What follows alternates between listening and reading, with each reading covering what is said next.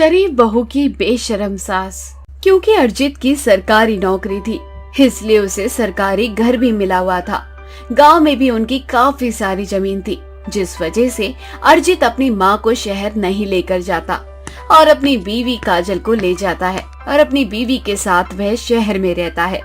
और एक दिन अरिजीत की माँ सुभद्रा अपने बहू बेटे से मिलने घर आती है। पाए लागू माँ जी, आप बैठिए, मैं आपके लिए पानी लेकर आती हूँ। बहुत लंबा सफर रहा होगा ना, आप थक गई होगी। हाँ ठीक है, जल्दी से जा। और अरिजीत बेटा, तू मेरे पास बैठ, मुझे तुझसे कुछ जरूरी बात करनी है। अब काजल जल्दी से रसोई घर से अपनी सास के लिए एक गिलास पानी लेकर आती है और अपनी सास के बैठकर पैर दबाने लगती है। जहाँ काजल एक संस्कारी और शरीफ बहू थी, तो वहीं सुभद्रा एक नंबर की बेशरम औरत, जिसके चर्चे पूरे गांव में थे। सुभद्रा अपनी बहू की सेवा देख उस पर चिल्लाती हुई कहती है, मेरी बात ना सुनने का तूने अच्छा ढोंग रचा रखा है बहू। मैंने तो सुना था कि तू बहुत शरीफ और मासूम है, पर आते ही तूने अपनी चालाकियां दिखा दी। माँ जी, क्या मुझसे कोई गलती हो गई? माफ कीजिए, मैं आपके आने से पहले खाना नहीं बना सकी, पर खाना बनने वाला है। मैंने सोचा कि जब तक खाना बन रहा है, क्यों ना मैं आपके पैर दबा दूं। आप गांव से शहर आई हैं, काफी थक गई होंगी, आपके पैरों में दर्द भी होगा। माँ काजल बिल्कुल सच कह रही है, ऐसा कुछ नहीं है। अगर आप काजल से बोल दोगी कि वो यहाँ से चली जाए तो वो यहाँ से चली जाएगी। काजल एक आज्ञाकारी बहू है, आप एक बार उससे ढंग से बात तो कीजिए। आप क्यों हमेशा काजल से खफा रहती हैं? क्योंकि इस करमजली ने आते ही तुझे मुझसे दूर कर लिया। अगर ये इतनी ही भली और मासूम थी, तो इसने तुझे कैसे अपने जाल में फंसा लिया? तू इसे अपने साथ शहर ले आया, गांव में हमारे साथ क्यों नहीं रहा? माँ, मैंने भी आपको गांव में कहाँ छोड़ा, आप ही मेरे साथ शहर नहीं आई। मैं तो चाहता था कि मैं अपनी पूरी फैमिली के साथ शहर में ही रहूं। सुभद्रा जितनी अपनी बहू में कमी निकाल रही थी, अरिजीत उतनी ही अपनी बीवी की साइड ले रहा था। ये देखकर सुभद्रा को बहुत गुस्सा आता है और वे गुस्से में अपने कमरे में चली जाती है और बीड़ी पीने लगती है। बीड़ी की दुर्गंध काजल तक पहुंच जाती है और वे खुद से कहती है, ये बीड़ी की महक कहाँ से आ रही है? हमारे घर में तो कोई बीड़ी सिगरेट नहीं पीता। अगर माँ जी ने इस बदबू को सूंघ लिया तो कहीं वे फिर से मुझसे नाराज ना हो जाए। काजल ये सोचकर डर जाती है कि आखिर उसके घर में सिगरेट कौन पी रहा है। अब काजल जल्दी से पूरे घर में रूम फ्रेशनर छिड़क देती है और अपनी सास के लिए खाना लेकर आती है, जहाँ वे देखती है कि उसकी सास सुभद्रा शराब पी रही है। अपनी सास को शराब पीता देख काजल का मुंह खुला का खुला रह जाता है और तभी सुभद्रा अपनी बहू से कहती है, क्यों री, ऐसे क्यों देख रही है? हाथ से पहले कभी शराब नहीं देखी क्या? मेरे सामने इतनी भोली बनने की जरूरत नहीं है। बहुत अच्छे से जानती हूँ मैं आजकल की बहुओं को, सामने संस्कारी और पीठ पीछे बेशरम बनकर घूमती है।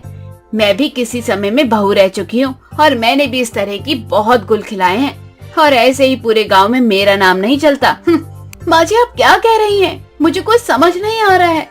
मैं इस तरह की लड़की बिल्कुल भी नहीं हूँ। मैंने आज से पहले कभी नशे को हाथ तक नहीं लगाया है, और मैं आपसे यही कहूँगी कि ये सेहत के लिए अच्छा नहीं होता। आप भी इसे छोड़ दीजिए। मैं आपके लिए खाना लेकर आई हूँ, खाना खा लीजिए। सास का खाना कमरे में रखकर चली जाती है। अब इसी तरह से कुछ दिन बीत जाते हैं और एक दिन सुभद्रा हाथों में पूजा की थाली लिए मंदिर के लिए निकलती है और अपनी बहू से कहती है, बहू, मंदिर में कीर्तन भजन है, शायद मैं घर लेट ही आऊँ। अच्छा, वैसे क्या तुझे पता है अपने एरिया में क्लब या कोई बियर बार आसपास है क्या? माँ जी, आप मुझसे क्या पूछ रही हैं? और आपके हाथों में पूजा की थाल है। आप हाथ में पूजा की थाली लिए इस तरह की कैसी बातें कर सकती हैं? अरे यार, पता नहीं कैसी बहू मिली है मुझे। अरे ये शरीफ, मासूम और संस्कारी बनने का मुखौटा हटा दे, हम दोनों की बहुत बनेगी। अच्छा, मैं मंदिर जा रही हूँ, रात को लेट से आऊंगी। सुभद्रा मंदिर का बोलकर चली जाती है और रात को घर लेट आती है। अब इसी तरह से सुभद्रा हमेशा मंदिर के लिए निकलती, पर रात को घर लेट आती। काजल को अपनी सास का ये बर्ताव बहुत अजीब लगता है और एक दिन काजल अरिजीत से कहती है, अरिजीत जी, मुझे ऐसा कहना नहीं चाहिए, मुझे माफ करना, पर मुझे माँ जी के कुछ लक्षण ठीक नहीं लगते हैं। वे गली के हर बुजुर्ग आदमी पर लाइन मारती है, उन्हें आंख मारती है, उनसे डबल मीनिंग बातें करती है और रोज शाम को मंदिर के बहाने पता नहीं कहाँ जाती है और आपके आने से पहले घर आती है। और तो और माँ जी हर तरह के नशा करती हैं। आपको माँ जी से एक बार बात जरूर करनी चाहिए। काजल माँ सिर्फ कुछ दिनों के लिए आई है, इसलिए तुम उनकी चिंता मत करो। माँ शुरू से ही ऐसी है और मैं चाहता हूँ कि माँ जल्द से जल्द यहाँ से चली जाए और वो जो करती है उन्हें करने दो। वो शुरू से ही ऐसी है, शायद इसलिए मेरे पिता ने उन्हें छोड़ दिया, पर वो तो मेरी माँ है, मैं उन्हें नहीं छोड़ सकता। अरिजीत काजल को कुछ नहीं बताता और ना ही अपनी माँ से इस बारे में बात करता है। उल्टा अरिजीत काजल को ही इन बातों को इग्नोर करने के लिए कहता है, पर काजल उन बातों को कैसे इग्नोर करती जिन बातों की अफवाह पूरे मोहल्ले में फैल चुकी थी। अब एक दिन काजल सुभद्रा का पीछा करती है और वे देखती है कि उसकी सास किसी मंदिर में ना जाकर बियर बार में बैठी है और वहाँ मर्दों के साथ छोटे कपड़े पहनकर डांस कर रही है। माँ जी, यहाँ जल्दी चलिए, हम एक अच्छे घर से हैं, ऐसी जगहों पर आपका होना शोभा नहीं देता और आपने बहुत नशा कर रखा है, आपकी हालत सही नहीं है। अरे छोड़ मुझे, मैंने सोचा था मुझे एक ऐसी बहू मिलेगी जो मेरे जैसी होगी, पर आजकल के मॉडर्न जमाने में तो जैसी बहू पाकर मेरे तो भाग के फूट गए हैं। और वैसे भी मैं कल गांव जा रही हूँ जहाँ इस तरह के मजे नहीं कर पाती, इसलिए मुझे आज खुलकर जीने दे। काजल अपनी सास को खींचकर ले जाने लगती है, पर तभी वहाँ कुछ बदतमीज लड़के आकर काजल को छेड़ने लगते हैं। ये देखकर सुभद्रा को बहुत गुस्सा आता है और वे उन लड़कों को एक एक थप्पड़ मारती है और अच्छा सबक सिखाती है। कुछ देर बाद सुभद्रा और काजल घर आ जाते हैं, जहाँ काजल अपनी सास को सुलाती है और नींद में सुभद्रा काजल से कहती है, बहू तू बहुत अच्छी है, काश कि मैं भी तेरी तरह संस्कारी होती तो मेरा पति मुझे छोड़कर नहीं जाता। शायद मेरी इस बेशर्मी की वजह से मेरा पति और मेरा बेटा मुझे अकेला छोड़कर चला गया। अरिजीत को पालने के लिए मैंने बहुत मेहनत की और बेशर्मी की इस हद तक आ गई कि अब मैं इस दलदल से बाहर नहीं आ पा रही हूँ। पर तू हमेशा ऐसे ही शरीफ रहना, मैं गांव जाकर तुझे बहुत याद करूंगी। हो सके तो अरिजीत के साथ मुझसे मिलने वहाँ आना। पवित्रा के 5 बेटे थे।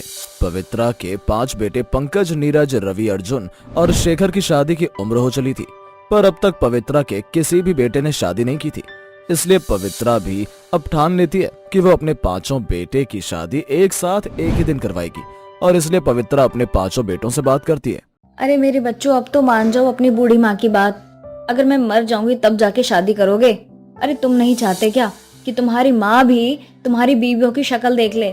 माँ तुम ऐसे क्यों कर रही हो? हम 5 भाई तो तुम्हारा भला चाहते हैं, इसलिए शादी नहीं कर रहे। शादी के बाद बेकार ही तुम्हें बहू की सरदर्दी होगी और तुम 5 बहू को झेल नहीं पाओगी। तुम 5 को मेरी चिंता करने की जरूरत नहीं है कि मैं कैसे अपनी बहुओं को झेलूंगी। तुम बस इस बात की चिंता करो कि तुम कैसे अपनी बीवियों को झेलोगे। माँ लगता है इस बार तुमने अपना मन बना लिया है हम 5 भाई की शादी करवाने का। अब जब तुमने अपना मन बना ही लिया है तो खुद ही लड़की देख लो। हम 5 भाई करने को तैयार है शादी। अब क्या था, जैसे ही पवित्रा के 5 बेटे शादी के लिए हाँ करते हैं, पवित्रा अपने 5 बेटों के लिए लड़कियां देखने लगती है और बहुत जल्द पवित्रा को 5 संस्कारी लड़कियां मिलती हैं, जिनका नाम होता है सुधा, अंजलि, निशा, गौरी और आंचल। पर वो 5 लड़कियां अपनी माँ के साथ एक वीरान हवेली में रहा करती थी, जहाँ कोई नहीं आता जाता था। पर पवित्रा को इस बात से कोई फर्क नहीं पड़ता और वो ये सोचकर कि उसकी होने वाली बहू अमीर है, वो बिना जांच किए ही अपने 5 बेटों की शादी उन 5 लड़कियों से करवा देती है और शादी के बाद अपनी 5 बहुओं से कहती है, मेरी 5 बहू किसी अप्सरा से कम नहीं है। कितनी प्यारी लग रही है मेरी 5 बहू। माँ जी, वो तो आपका हमें देखने का नजरिया है, आप बहुत अच्छे हैं। आपसे पहले जितने भी औरतें हमें अपने बेटों के लिए देखने आई हैं, उन्होंने तो हमारे मुंह पर हमें बददुआ दी और हमारी बुराई लेकर गई हैं। माँ जी, अंजलि की आदत है लोगों को डराना और मजाक करना, आप इसकी बातों पर मत जाइए।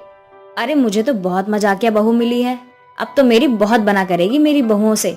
अच्छा, मैं तुम 5 को ये बताने आई थी कि कल तुम्हारी पहली रसोई है, तो खाने में कुछ मीठा बनाना। शुरुआत मीठे से करनी है। माँ जी, हम सब जानते हैं और हम सब कुछ बहुत अच्छे से समझ गए हैं। आखिर कल ही वो दिन है जब आप हमारे हाथों का खाना खाएंगी और हम 5 बहनों। हम 5 बहनें क्या बहू?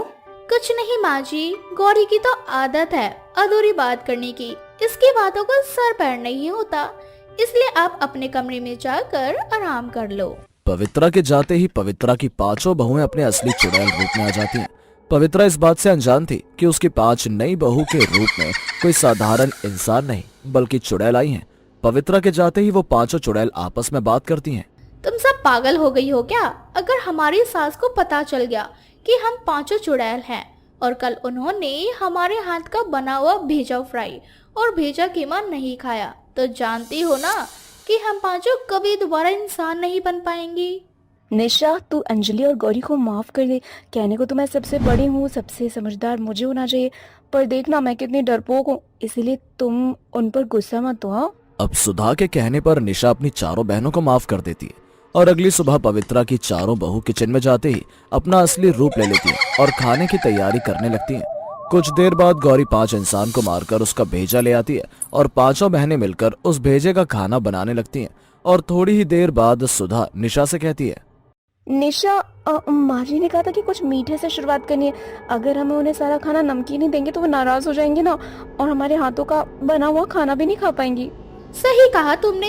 ये जो थोड़ा सा भेजा बचा है, इस भेजे का हम रसगुल्ला बनाकर अपनी सास को खिलाएंगे। अब पांचों चुड़ैल नई बहू खाना बनाकर जोर जोर से हंसने लगती हैं। कुछ देर बाद पवित्रा की पांचों नई बहू खाना बनाकर पवित्रा के पास पहुंचती हैं और खाने में अच्छे अच्छे पकवान देखकर पवित्रा खुश हो जाती है और अपनी बहू से कहती है, अरे बहू, आज तुम पांचों ने कितनी लाजवाब चीज बनाई है। लेकिन हमारे घर का एक रिवाज है कि नई बहू के हाथ से बना हुआ खाना सबसे पहले भगवान को चढ़ाया जाता है, इसीलिए तुम भगवान को भोग लगा दो पहले। भगवान का नाम सुनते ही सुधा डर जाती है और डर से अपने असली रूप में आ जाती है, जिसके बाद पवित्रा को अपने पांचों नई चुड़ैल बहुओं का पता चल जाता है। ये तो चुड़ैल है। मैं तो अपने घर में बहू लेकर आई थी जो कि पूरी इंसान थी। सुधा, डरपोक कहीं की, हम चुड़ैल हैं और तू एक इंसान से डर गई। हम चारों को अपने असली रूप में आना ही होगा। क्योंकि पवित्रा जान चुकी थी कि उसकी 5 नई बहुएं चुड़ैल हैं, इसलिए अब पवित्रा की 5 बहुएं अपने असली रूप में आ जाती हैं। देखो माँ जी, भले ही हम चुड़ैल हैं, पर हैं तो तुम्हारी बहू, और तुम ही हमें इस चुड़ैल रूप से मुक्त कर सकती हो। अगर तुम हमारे हाथों का बना खाना खा लो तो हम एक इंसान बन जाएंगे। आज से कई साल पहले हमारी उस हवेली में मौत हो गई थी और हम चुड़ैल बन गए थे। हमने कई सारी चुड़ैलों की जिंदगी जी है, तब जाकर के हमें वरदान मिला है कि अगर हम किसी इंसान से शादी कर ले और अपनी सास को पहली रसोई में अपने हाथ से खाना खिला दे तो फिर हम इंसान बन जाएंगे चुड़ैल से। इसीलिए आप मरना नहीं चाहती तो हमारे हाथों का खाना खा लीजिए। अगर तुम पांचों चुड़ैल मुझे और मेरे बेटों को मारना चाहती हो ना तो मार दो, लेकिन मैं तुम्हारे हाथ का खाना कभी नहीं खाऊंगी और हम एक चुड़ैल को इंसान कभी बनने नहीं देंगे। बहनों, इसने हमारे हाथों का खाना खाने से मना कर दिया। मार डालो इसे और इसके बेटों को भी। अब हमारा ससुराल इंसान नहीं चुड़ैल होगा। क्या तुम पांचों सच में हमें मार डालोगी? अरे कम से कम मुझ पे ना सही, लेकिन अपने पति पे तो तरस खाओ। अपने सुहाग को कैसे मार सकती हो तुम पांचों?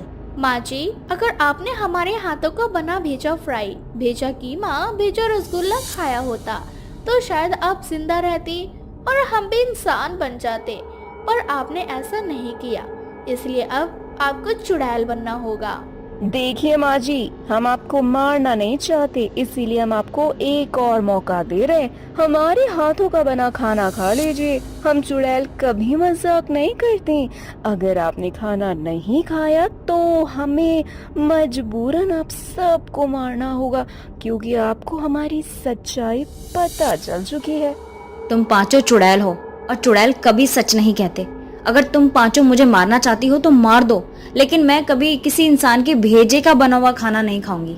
पवित्रा की 5 नई चुड़ैल बहुएं पवित्र को और उसके 5 बेटों को मार देती हैं। मरने के बाद पवित्रा भी एक चुड़ैल बन जाती है, जिसके बाद पवित्रा का घर एक इंसान घर से चुड़ैलों का घर बन जाता है और अब वहाँ कोई इंसान नहीं बचता।